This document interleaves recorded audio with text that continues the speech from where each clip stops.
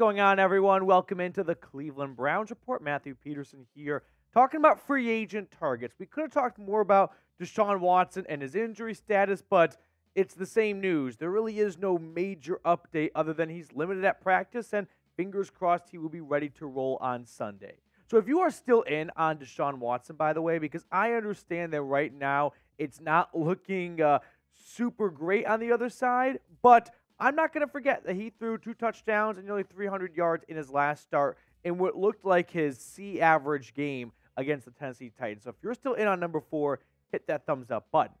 Now, that being said, let's talk about some free agent targets for Cleveland because the NFL trade deadline has passed. The only way you can make additions to your roster is through free agency or practice squad signings.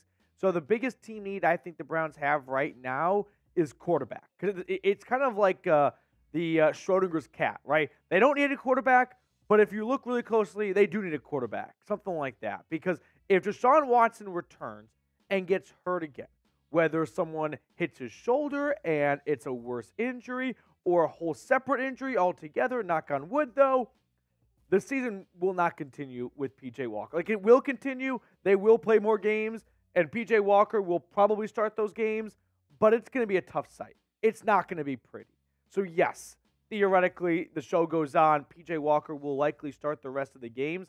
Maybe they turn to Dorian Thompson-Robinson, give him a second shot. The Browns were so comfortable with him being the backup, they traded Josh Dobbs away. And after one quick spot start against the Ravens, they have quickly changed their tune on DTR. So maybe they give him another look. But I think there is something to be said if something were to happen to Watson, maybe the Browns look at free agency. So who's out there? It's not good. Carson Wentz might be the best of the bunch. And that's sort of all you need to hear, right? Matt Ryan's probably not going to come out of the booth. Although I remember last year, the 49ers were looking into Phillip Rivers potentially coming over once Jimmy G went down. So anything's possible, I guess. Colt McCoy was released by the Cardinals earlier this summer, so he's probably the most in shape of all these guys. Nick Foles, unless you're Philly and Carson Wentz is the starter, it's not going to end well. And then I tossed Jimmy Garoppolo on there. He's not a free agent yet. I would not be blown away if he asked to be released if they continue to start Aiden O'Connell. So I'm definitely not advocating for adding Jimmy Garoppolo if he is released, but he might be better than P.J. Walker. I don't know. Now, maybe the Browns could turn to some practice squad signings like A.J. McCarron, Trevor Siemian, Ben DiNucci. They've got some NFL experience. David Blah, Jeff Driscoll, a pair of former Lions right there. They've got some NFL experience as well. To be honest with you guys, the reality is the Browns are screwed if something were to happen to Deshaun Watson and he misses the rest of the season or more time because they are barely keeping their head above water. Like, them being 2-1 right now with very bad quarterback play the last 3 weeks or so is not a sustainable thing you can do. So, as one Indianapolis Colts offensive coach once said, what happens if Peyton Manning goes down? Why don't you practice the backup a little bit more? And the coach said, if Peyton Manning goes down, we're fucked. We don't practice fucked. So if something were to happen to Deshaun Watson, guys, we can bicker all we want about, like, go get Jimmy Garoppolo if he's released. He's better than P.J. Walker. Yeah, but we're talking about what's the difference between throw up and shit. Like, they're both bad, right? There's not going to be a much better option on the other side. But this is a reality we at least have to acknowledge. So let me know. If you had to pick a backup quarterback, who would you want it to be? P.J. Walker, Dorian Thompson-Robinson, or one of the free agents we looked at, or maybe a practice squad addition? I'll also add, if you want to go the free agent route, adding a quarterback in November or December and asking him to pick up the playbook and be ready to roll on Sunday is a huge, tall task that probably won't go very well. All right, the next need I got for the Browns is wide receiver. You can make an argument this is a bigger need than quarterback, but again, it's a very fluid situation with Deshaun Watson. Now, the Browns sort of added a wide receiver quietly right before the NFL trade deadline. They made a couple of roster moves that we highlighted on a previous video, but in case you missed them, James Prochet, an AFC North, guy who stuck around for the Ravens for a little bit of time, he was added to the practice squad along with Kenyon Drake. We'll talk about him later on. But James Prochet, I think was the wide receiver addition the Browns were going to make before the deadline. However, if the post-DPJ era for Cleveland sees Cedric Tillman and David Bell struggling getting those snaps, and maybe the Browns want to bring in a veteran guy who can kind of get the job done for just a few weeks at the end of the year, there are some notable free agent receivers, one of them being, of course, Jarvis Juice Landry. Marquez Callaway brings a lot of speed. He's been a special teamer for the Saints, went to a very prestigious university as well. And then Kenny Golladay, I think, could kind of fit the mold of what Deshaun Watson loves in a receiver, right? A bit of a jump ball guy in the end zone. So keep an eye on Golladay. We'll talk about Landry and Golladay more in just a second. But a quick word from our friends over at Prize Picks. Support for today's show comes in from Prize Picks, and I've had the most fun watching football thanks to Prize Picks. And now we got basketball season coming up as well, and you can make up to 25 times your money when watching these games. So all you do is just select 2 or more players, pick more or less on their projected stats, and place your entries. So for this week, here's what I'm rolling with. I like the more on Bijan Robinson and Kyle Pitts added together, just half a touchdown. Just need one of those guys to score. Bijan scored last week. Baker Mayfield, less than 224.5 passing yards. Everyone, well, this is a sponsor read, so I can't get too graphic, but everyone was saying some pretty nice things about Baker, and he definitely deserved it to start the year, but he's kind of been going downhill since then. And I'm taking the less on Odell Beckham Jr. at 32.5 receiving yards.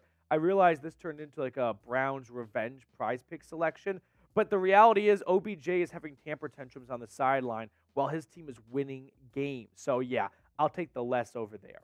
We all know there can be some absolute stinkers, by the way, of primetime matchups, a.k.a. the Jets, the Raiders, the Bears, the Broncos. But with Prize Picks, you can stay locked in on the game. Go to prizepicks.com/CLNS and use code CLNS for a first deposit match up to $100. The link for that is in the comments and description of today's video. Prize Picks, daily fantasy sports made easy. Now, for all of my Browns fans watching who are always on the message board site saying, bring back Jarvis Landry, this part's for you, although I don't think they should do it. Unfortunately, Jarvis Landry is not that 2019 receiver anymore, right? He's not a 1,000-yard guy. He's not an 800-yard guy. He's probably not even a 500-yard guy. If you wanted to bring back Jarvis Landry for some stability, if some injuries were to happen in the wide receiver room and you were playing well, okay, I can kind of get my mind around that, but the idea of adding Jarvis Landry to get production, that I don't see. So Jarvis Landry is going to go down as a Browns legend for the last 20 or so years, but I don't think he'd be an actual good addition for moving the ball down the field at this point in his career. Now, Kenny Golladay is a guy that I just always had a soft spot in my heart for, because I always thought that he was phenomenal with the Lions. Then he got the bag in New York, and he kind of checked out a little bit. But Kenny Golladay led the NFL in receiving touchdowns not too long ago. 11 touchdowns, over 1,100 yards in 2019. So if Deshaun Watson is looking for a jump ball guy and the Browns aren't getting that from anyone, maybe that is someone they could go out and look to add, although I'm not even sure what kind of football shape any of those players are in right now. Now, the third need for the Browns, I'm going to go with Browns, is running back. So this is a unique room for Cleveland because we're constantly dealing with injuries at this spot, right? You lose Nick Chubb, you re-sign Kareem Hunt. Kareem Hunt gets a little bit banged up. Jerome Ford gets a little bit banged up. Pierre Strong Jr. quietly looks like the best of all 3 running backs at times. It's a very fluid room, up and down constantly. So this is a room that can continue to change throughout the season. So what free agent running backs are out there? Well, Tevin Coleman, he had some good years with the Atlanta Falcons. A familiar face and name, Duke Johnson right now. And then there's Ronald Jones, who's the youngest of the bunch, and I wouldn't say the most accomplished, but maybe the biggest name of the 3 of them across NFL circles. Rojo, former USC Trojan, he had some okay seasons with the Tampa Bay Buccaneers. Nearly had 1,000 yards back in 2020, 7 touchdowns, helping them win a Super Bowl. He was most recently with the Dallas Cowboys, did not make it to their 53-man roster. But if he's still in football shape and if the Browns sustain more injuries at the running back position, he could be someone I see Andrew Berry gives a phone call to. Kenyon Drake, who we talked about earlier, he was also added to the Browns practice squad. Now, we've seen a lot of guys get added and then move down relatively quickly. Take Jordan Wilkins for a moment, right? He was added 2 weeks ago. He's gone already. So Kenyon Drake might not be stuck in Cleveland for the rest of the year. But at the end of the day, the Browns simply cannot sustain any more injuries. Go back to their starting lineup week 1 against the Cincinnati Bengals. Now go look and see who's either out for the season or on the injury report, right? Nick Chubb, gone for the year. Jack Conklin, gone for the year. Deshaun Watson, at least going to miss about a quarter of the season, and that feels like a best-case scenario. Rest of the offensive line, Joel Petonio, an Iron Man, even missed a game. Jed Wills dealing with injuries. Jack Conklin's backup, Ronald Jones, dealing with a shoulder injury. And that's just the offense, right? We haven't even gotten to the defense, where you've got Greg Newsome missing time. So hopefully the Browns are not going to have any more injuries coming their way, but they just simply, and this is kind of Captain Obvious speak here, cannot sustain any more injuries. They are not hanging on by a thread, but at 4-3, they are in a spot where they've got a little bit of house money to play with, although the AFC North is really tightening up. Quietly, the Bengals are 4-3. All of a sudden, they're tied with the Browns. So don't look now, but it's a bit of a logjam in the AFC North. So if the Browns want to stay in the thick of things, they have to stay healthy. And if they do lose some guys, they got to turn to free agency to replenish the forces. So who should the Browns sign from free agency? Let me know if it's one of the 10 names we went over today, if there's someone I left off that you think the Browns should sign. This is your opportunity to be the host of the show, so let me know down in the comment section. Before we get on out of here, I just want to show some love to a longtime viewer of the channel, Scorpion, coming back with a super thanks a few days ago. Hand up, sorry I didn't get it done on screen during the NFL trade deadline chaos. But he said, so sorry I haven't tuned in as much as I used to. I love your content, and PD will always be the GOAT. Let's go, Browns. Scorpion, salute to you, man. Thank you so much for the super thanks and your appreciation and support of the show. Make sure to go ahead and like the video. Follow me on Twitter if you have not already. Scorpion, once again, appreciate your kind contribution and all of your generous words.